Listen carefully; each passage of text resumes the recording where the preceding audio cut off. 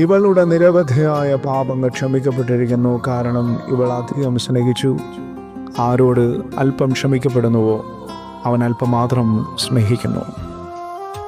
അല്പം ക്ഷമിക്കപ്പെടുന്നവൻ അല്പം സ്നേഹിക്കുന്നെങ്കിൽ അധികം ക്ഷമിക്കപ്പെടുന്നവന് അധികം സ്നേഹിക്കാനുള്ള ഉത്തരവാദിത്തമുണ്ട്. പാപനിയായ സ്ത്രീ അധികം ക്ഷമ സ്വീകരിച്ചവളാണ്. അതുകൊണ്ട് തന്നെ അവൾ അധികമായി ഈശോയെ സ്നേഹിച്ചു. പാപനിയെ പോലെയാണ് നമ്മൾ ഓരോരുത്തരും. കർത്താവ് എത്ര വലിയ ക്ഷമയാണ് ഓരോ കുമ്പസാരത്തിലും നമ്മോട് കാണിക്കുന്നത്. മനുഷ്യൻ ഈ ഭൂമിയിൽ ചെയ്യുന്ന പാപങ്ങൾ ഒരു മല പോലെ ഉയർന്നു നിന്നാലും ദൈവത്തിൻ്റെ കരുണയും ക്ഷമയും അതിനേക്കാൾ മുകളിലാണെന്ന് ഫ്രാൻസിസ് പാപ്പയുടെ വാക്കുകൾ ഓർക്കാം. അധികം ക്ഷമ സ്വീകരിച്ച നമുക്ക് തമ്പുരാനെ അധികമായി സ്നേഹിക്കാം. ആമേൻ.